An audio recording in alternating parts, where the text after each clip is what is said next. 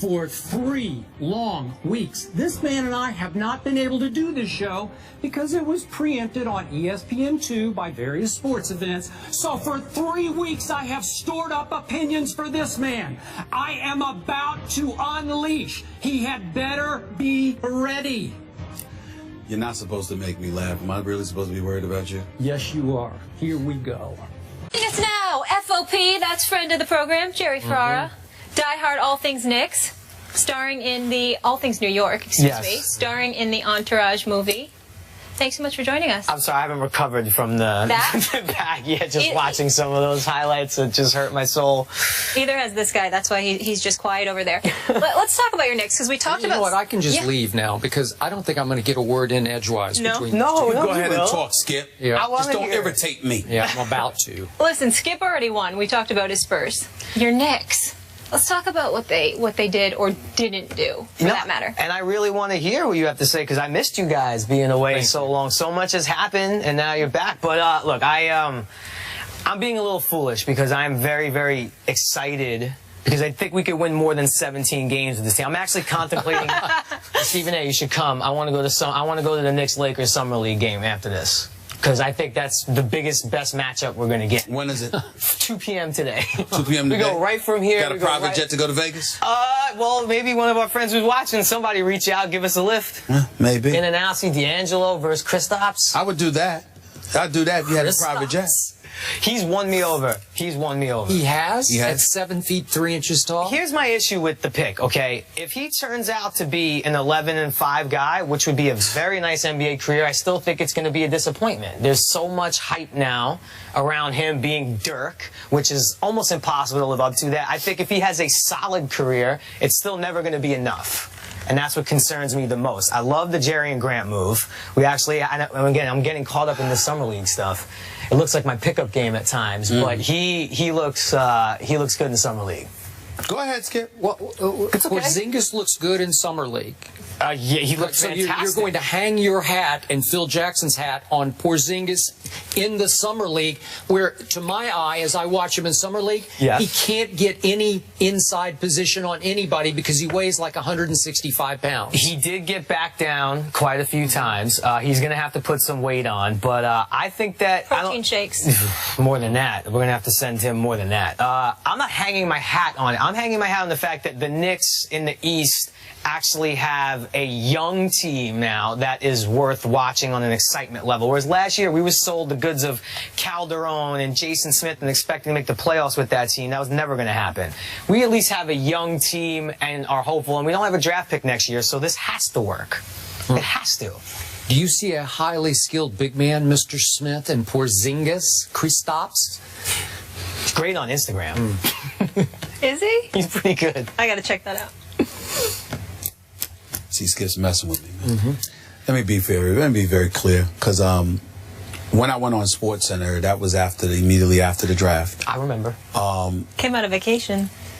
Usually, because ESPN, you know, they paid me, and if they call me, I'm going to come, whether I'm on vacation or not. This was different, because I called ESPN and told them, make room for me on tonight's SportsCenter, I'm coming on. It was immediately after the pick. And here's what really rakes my nerves. And it rakes my nerves to a point where it's hard for me to contain myself, but I'm going to try because I've exploded enough. It's not about Porzingis and his talent. He's 7'1". They say he was 7'1", maybe 7'1", 7'3", whatever the case may be. Only 220. That's enlisted him at 220 or whatever. He's got some skills. He's in Europe. He looks athletic and mobile. Didn't look bad in summer league. Didn't look that great to me. But here's the point. It totally deviates from what Phil Jackson sold us on. Phil Jackson said, it's not a project. It's not about building for the long term. I'm sorry, and I'm not joking. I'm dead serious. I could do the job that Phil Jackson did last year. You tanked the season. You're so god-awful that you end up with a top 4 pick, and you pick presumably the best talent available at the number 4 slot. But you traded Tyson Chandler, who was approaching the last year of his contract, okay? You didn't have to let him go, all right? Ultimately, you traded J.R. Smith and Amon Shumpert before the trading deadline. And you kept them within the daggone conference, by the way, for 2 draft picks and 2 trade exceptions, all right? Not only did you do that, you tried to sell us on Jose Calderon, okay? We still haven't bought it. There's still an APB out for his game. All we say about, this is what we say about Jose Calderon. He's such a nice guy. I mean, what? That's the best you've got? And then on top of it all, you turn around and you sign Carmelo to $124 million. It's a rebuilding process. Now, had you told us that, do you know what we would have said to Phil?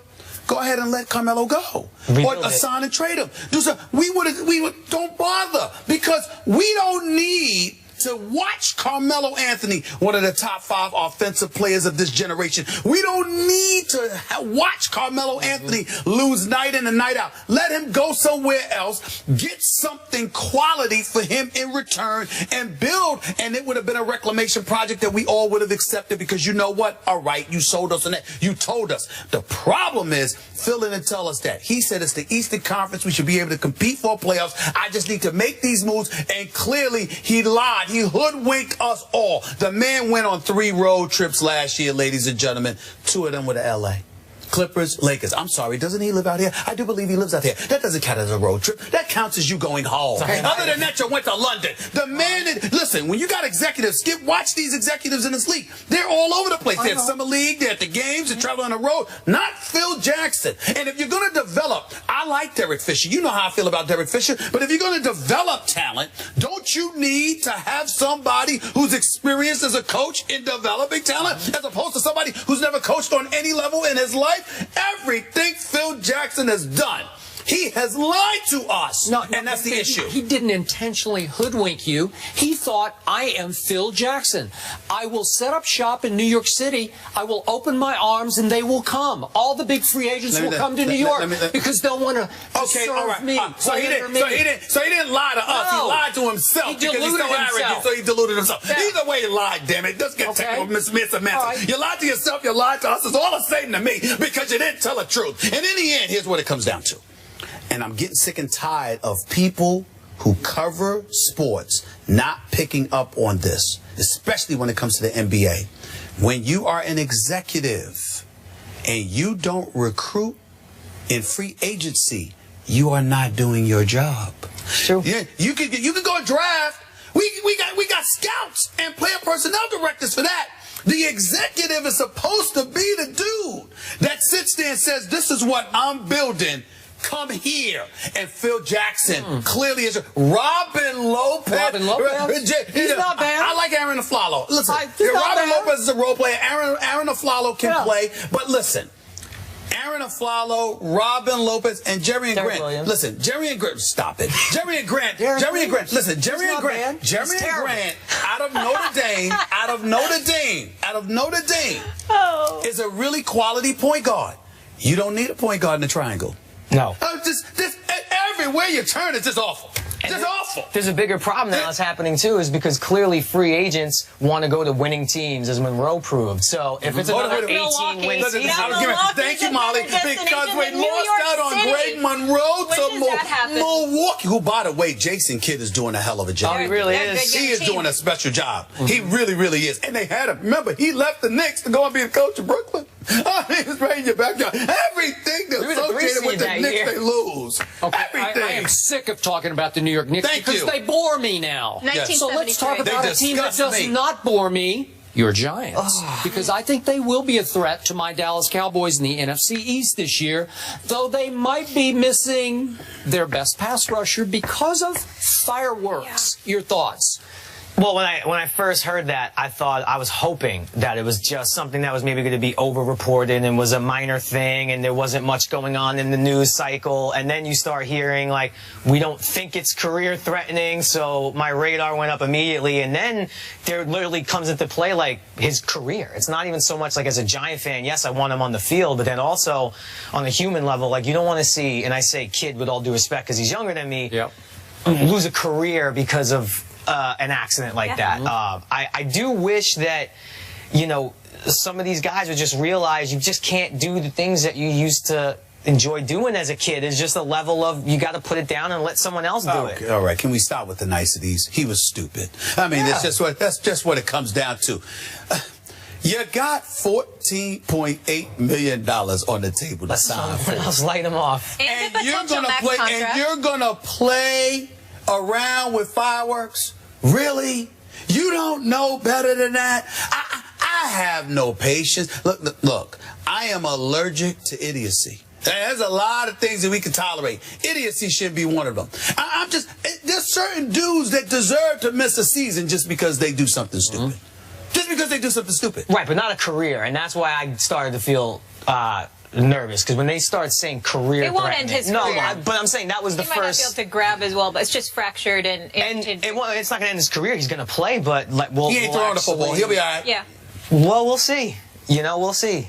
I have never understood how in this great country of ours, we celebrate our independence every 4th of July by lighting small bombs in our hands. I don't really get it, but he did it.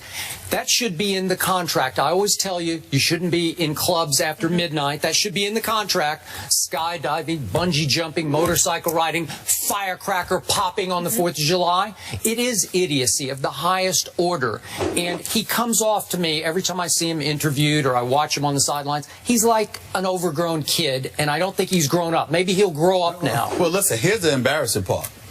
The New York Giants fly from New York to go see you.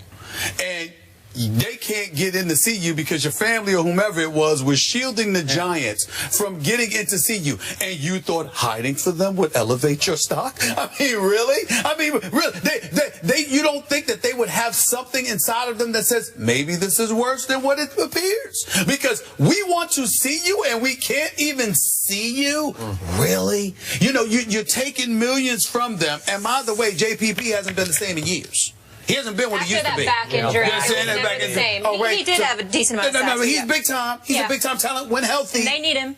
And bottom line, I do think they're going to be really good next year. I think the Vereen pickup is going to be great for them because when Eli had like Ahmad Bradshaw to throw to, it changes his whole game. It does limit the interceptions a little bit, and I think Vereen is the best in the business at that. That offensive line is still suspect, y'all. It is, and I think having a good pass-catching running back will help alleviate some of that pressure as well. And if Victor Cruz is healthy, their offense is going to be legit. I think also the defense does have some problems, and if you lose JPP, it's not the same. I feel better about my Cowboys now. I see. That's where I like to set you up that way. By default. I like to set you up that way. You should feel very good about your Cowboys. Jerry, thanks so much for stopping by. Again, always a pleasure. I love when you guys are out here. Welcome back. And one last thing. We had a long talk a few years ago. Bubba Watson, will he win another major or not after his first Masters? I said yes. You said no.